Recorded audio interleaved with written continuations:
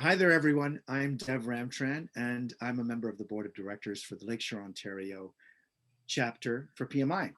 We have got a pretty incredible month of activities going on worldwide around the history of women, the contribution that they've made to society, which is priceless, the impact that they've had in the workplace, and what they have been doing globally in the professions. And today, we're actually quite fortunate to be able to speak to a woman who has made a significant contribution to our profession and to the chapter. She actually has two titles and two bodies of work that she's engaged in as a member of PMI. On the one hand, she is the chairperson for the board of directors for our chapter, the Lakeshore, Ontario Board of Directors. In addition to that, she is the Region 3 mentor, and her responsibility includes mentorship to 18 different chapters across the eastern part, northeastern part of North America. And that includes both Canada and the United States. So varied cultures, many different chapters, all of which she has an accountability for mentoring. And that's just an incredible amount of work that she's doing, those two things together. So I'm going to turn things over to you now, Roshini, and start asking you some questions so that you can tell us a little bit about your career, which has been quite remarkable. Tell us a little about the work that you've done and your story with PMI through the years and what you might be doing now. We'd love to hear some of that. Thanks, Dev. Um, okay, so it was back in 2009, I think, when a good friend of mine, Ranjan, took me to, said, come on, come with me for a meeting for Lakeshore chapters, Monday dinner event meeting. And he was a PD, he was a volunteer with the PD team at that point. So he took me to this meeting, and when I reached there, I realized that it was not a Monday dinner event. It was more like a volunteer fair, like a job fair, where there were the tables put out, portfolios, each portfolios had a table. They explained what they did, and they had a sign-in sheet where you could sign up for a volunteer. So I went around, looked at everything, and then realized that I kind of liked what the events team did, and I put my name down. Lo and behold, Pamela King, who was then VP, those days they were called VP, now they're called directors. She called me back and she said, and we had a very long conversation, and I got appointed as the project, it used to be called lead, which is actually the portfolio manager for Saturday workshops. So I did that for a while, and then took on the Monday dinner event in addition to the Saturday workshops. So from there, I realized that I wanted something a little more challenging. So decided to put in my name for PM's role for Symposium, what is today called as PDD. I did that for a couple of years, volunteered with the communications team for a short while. But I realized that events was my calling. So I went back to events and was the portfolio manager for the longest period.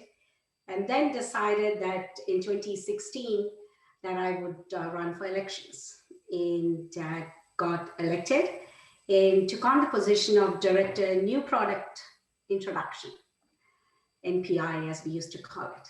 So essentially it was to try out something new, and if that succeeded, it was more like a pilot project.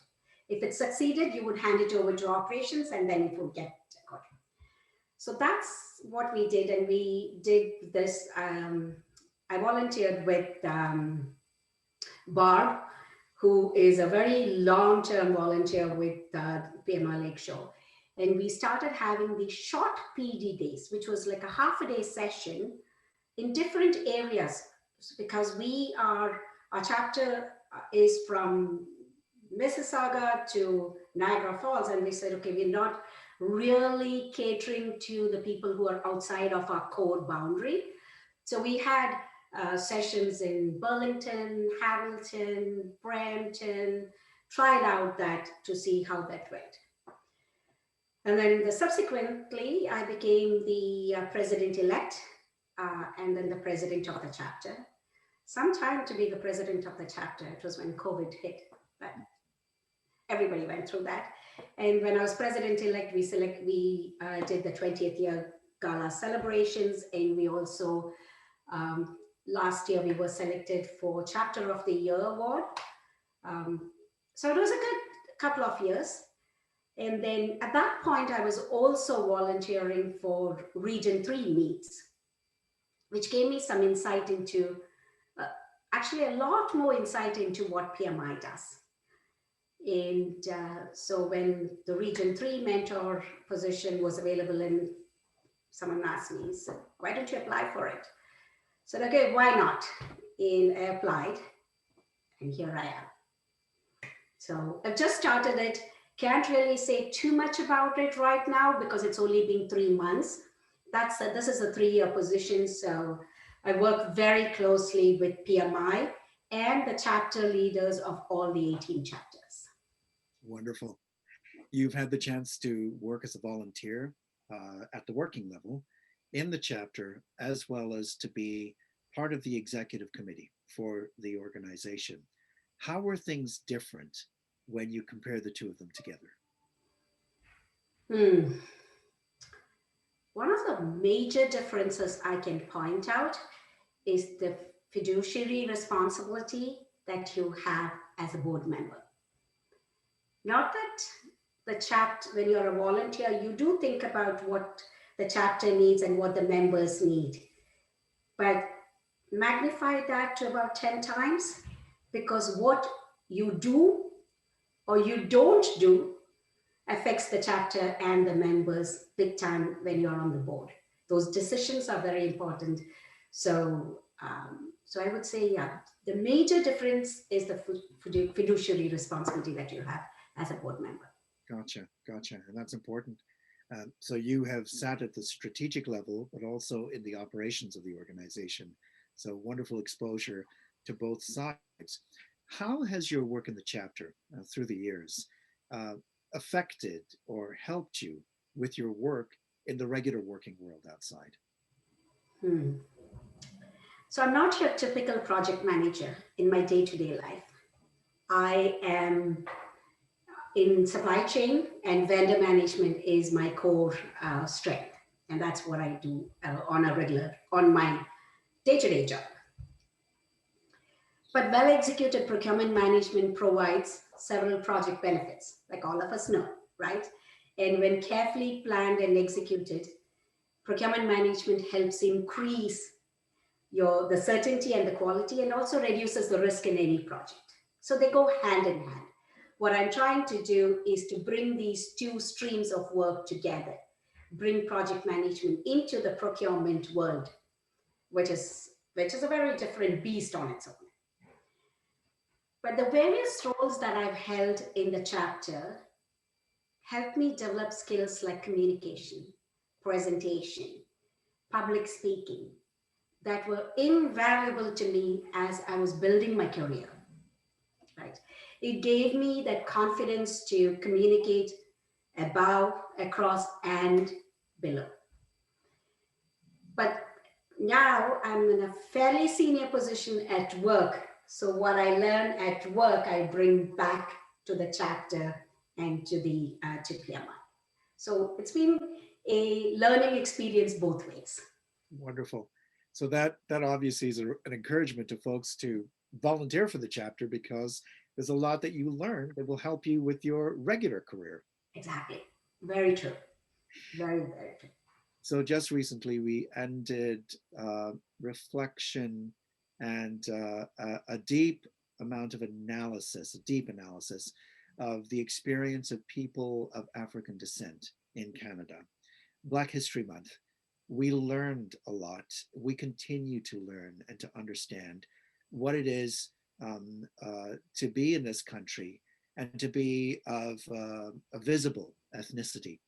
As someone who is a woman of color, can you tell us a little bit about some of the experiences that really stand out for you in your years in Canada as a professional? So you may call me naive, but color has never, it's never let me, I'll never let it come in my career, in the way of my career. So my mom always told me education, and being a person of color and being a brown person, um, it's always one of those things that it's been instilled in your head. Education and knowledge. Have that. Nobody can take that away from you, because that's what my mom and my dad always said. This is what we can give you. The rest is up to you to make a life of your own. So I've also been fortunate to have bosses who have always valued what I brought to the table and not had the color come in the picture. So I've probably been in the right place at the right time with the right people. But early on in my career, um, in a room full of, more than color, in a room full of men, um, I didn't speak if I didn't have something intelligent to contribute. I always listened, but I realized that as I listened, I had more to contribute. So, which means when I said something, people paid attention. But I'm also lucky to be working now in a company that diversity is, they encourage diversity and it is brought forefront, and people of all color and gender are there at different levels. And I must also say, living in a place like Toronto or living in GTA is one of the luckiest things, because it is the most multicultural and multiracial cities in the world. So in that sense, I've been very lucky that color has not come in the way of me progressing in my career. Got it. Got it. And that's wonderful, the experience that you have had and that you've shared with us.